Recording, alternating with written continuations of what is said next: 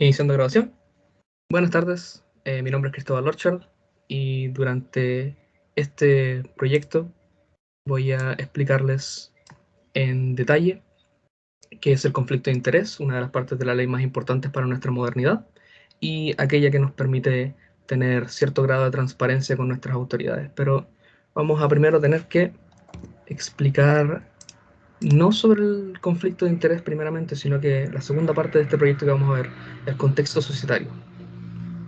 Chile, como nosotros ya sabemos, pero solamente para poder mantenerlo clarificado, es una república democrática en donde su gobernante principal, su poder ejecutivo, el presidente, es elegido en una votación democrática y se le entrega poder de importancia legislativo y poder de elección sobre ciertos acompañantes que tendrá durante este proceso burocrático para poder mantener cierto control político por sobre el país. Esta clase de poder es obviamente de gran importancia para poder mantener el orden en nuestra sociedad, pero también incurre a la posibilidad de corrupción en ciertos modos que puede afectar a la pureza que debe mantener nuestro sistema político para poder así proteger a la República. Con esto en cuenta, podemos ver una de las maneras en la que se puede defender de esta posible corrupción que puede ser definida como el conflicto de interés. Un conflicto de interés, definido de la manera simple que la OCDE nos presta, es aquel situación cuando un funcionario público, en el ejercicio propio de su cargo, ve conflictuado el interés general de su función con intereses particulares, afectando así la necesidad imparcial de quienes cumplen una función pública. Esto puede darse de distintas maneras y la anteriormente mencionada OCDE nos lo puede dividir en tres tipos de conflictos de interés que vamos a definir como conflicto de interés ético para que no choquen con los que veremos a continuación. Los conflictos reales son aquellos que son evidentemente de efecto directo a la posibilidad del sesgo del empleado público. Se hace que una compañía a la que le tenga que entregar dinero sea manejada por ellos mismos y por tanto es imposible que puedan trabajar de manera imparcial como deberían. Los conflictos aparentes de interés son aquellos que surgen cuando existe la posibilidad de que ciertas acciones que están bajo el umbral de la profesión que tienen que incurrir estos empleados públicos sean de un sesgo inasegurado o de una parcialidad inasegurada. Se hace, por ejemplo, que tengan que entregar dinero a una compañía que sea pertinente para el apoyo de su trabajo, pero que sea manejada directamente por ejemplo, un familiar o una pareja, un cónyuge también. Esto puede causar conflictos aparentes y se puede argumentar de distintos lados si existe o no conflicto dependiendo de la situación en cuestión. Finalmente, los conflictos potenciales o conflictos a futuro son aquellos que se definen como acciones que toma esta autoridad que no causan automáticamente un conflicto de intereses, pero que pueden llevar a que existan conflictos de intereses, como el apoyo a una compañía en donde un familiar prontamente será empleado eh, independiente de las acciones anteriores. Esto no es un conflicto de interés aparente aún, pero lo podría ser y podría transformarse en uno real también. Ahora nos movemos al conflicto de interés, que es el que veremos un poquito más en cabalidad, aquel que se cubre en el artículo 8 de la Constitución y la Ley 20.880, que es el conflicto de interés concierne a la probidad. La probidad vamos a definirla como la herramienta de transparencia que se usa para que los movimientos monetarios y los negocios que toman parte los empleados públicos, que en cierta parte reciben el dinero de la población,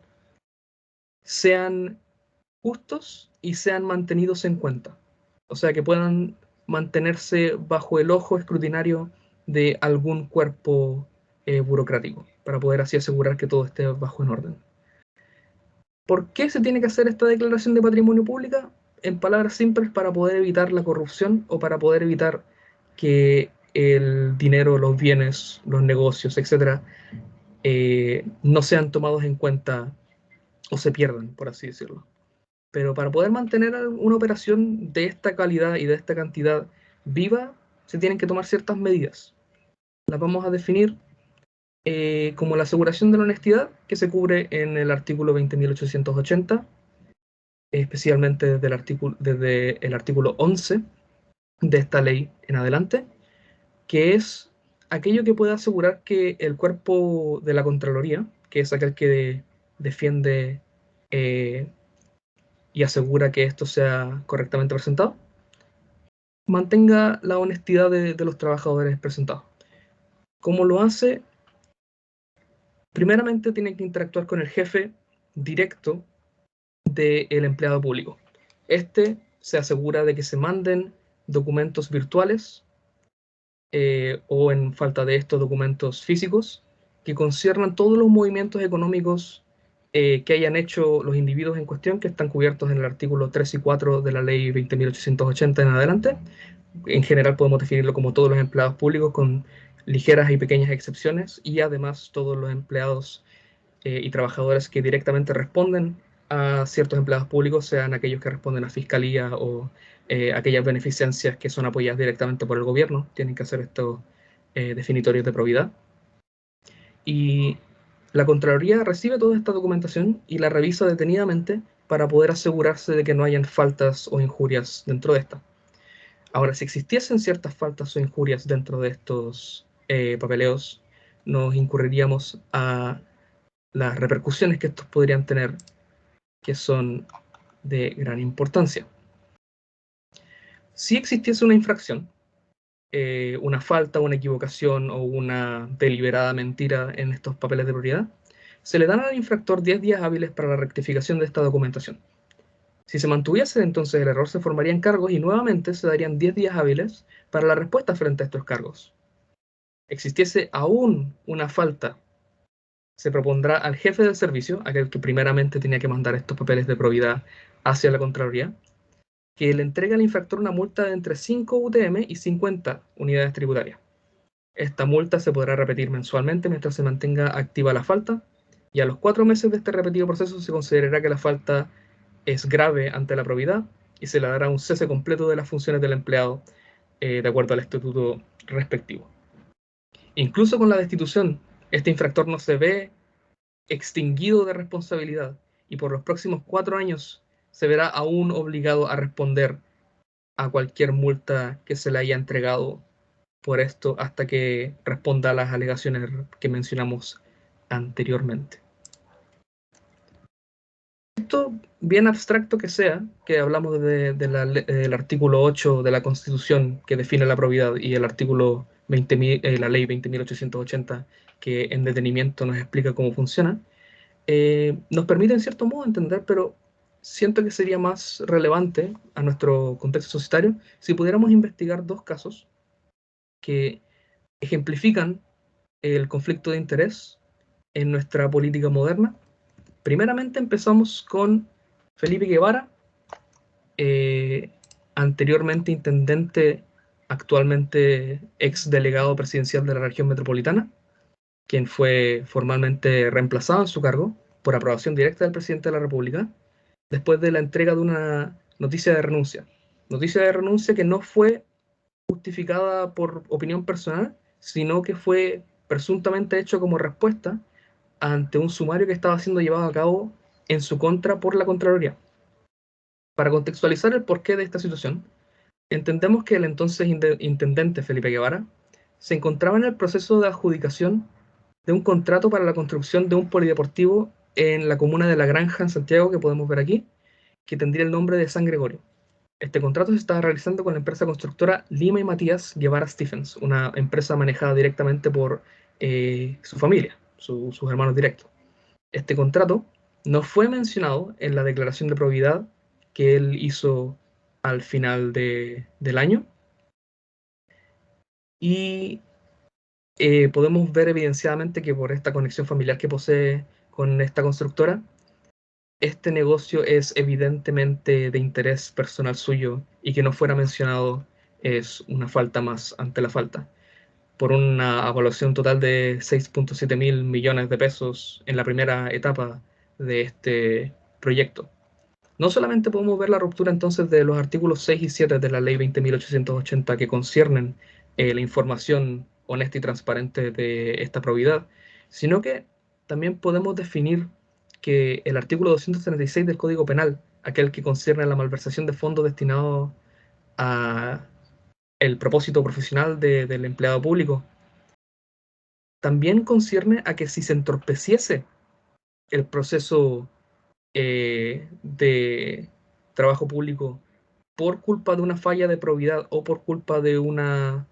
falla de incompetencia, también esto añadirá a el filo penal que tendrá esta falla, esta infracción. Así que podemos ver que aquí el ex representante regional Felipe Guevara ha cometido, o al menos mientras la información se mantenga como la tenemos ahora, ha cometido estas infracciones a la probidad y a la buena práctica de su profesión. El caso 2 es uno que es de mayor complejidad, uno que nos complica un poco en definir, puesto que aún es relativamente nuevo, un caso que empezó aproximadamente el 2 a 3 de octubre, y es un caso que es definido por su complicación por la persona a la que atiende.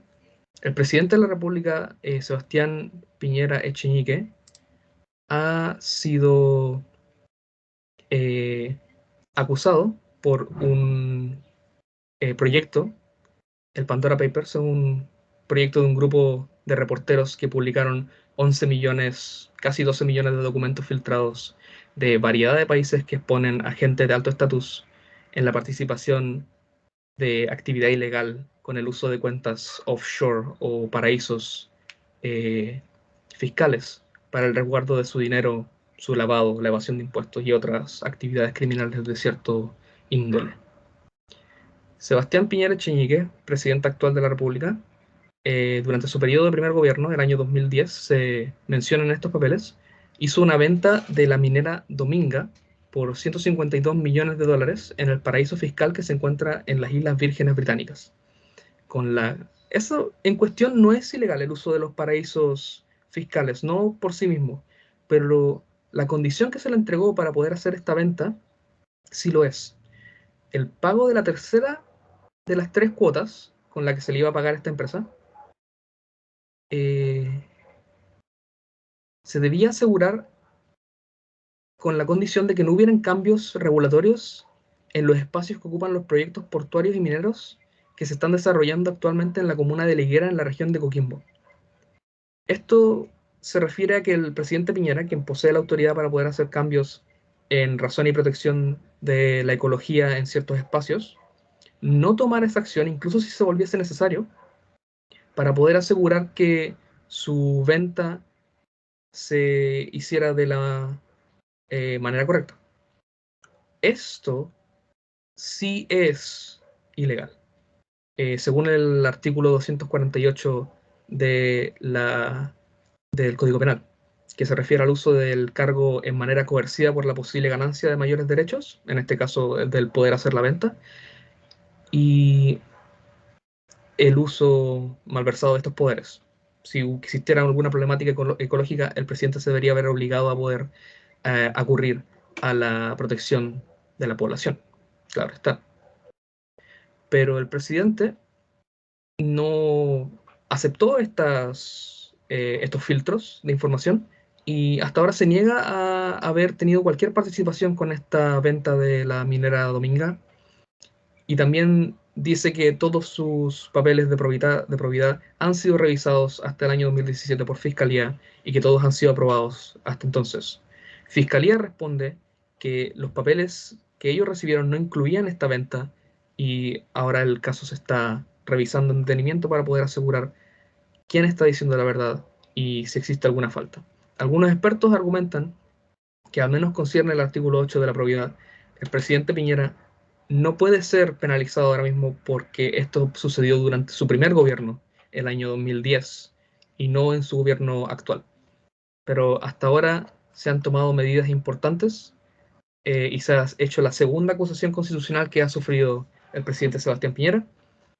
pero no tenemos una resolución definitiva ante los hechos, lo que nos deja en duda y en pregunta de cómo continuará esto concierne a lo importante que es el conflicto de interés. Y con esto nos movemos a una conclusión una idea principal. Todo lo que hemos comprendido aquí de los conflictos de interés en nuestro espacio societario nos apunta a la importancia que posee la transparencia en el trato político. Uno diría que, aunque estas leyes no son perfectas, como podemos ver por la inseguridad que tenemos aún, incluso entre expertos, sobre cómo se debería sobrellevar un caso de aquel magnitud como el que está sufriendo el presidente en este momento, podemos ver que es invaluable que podamos tener esta herramienta eh, de igualización entre el ciudadano común y la autoridad electa para poder así asegurar que todo concurra en transparencia y en justicia. Es nuestra mejor herramienta para poder mantener iluminados posibles tratos de corrupción que no es poco común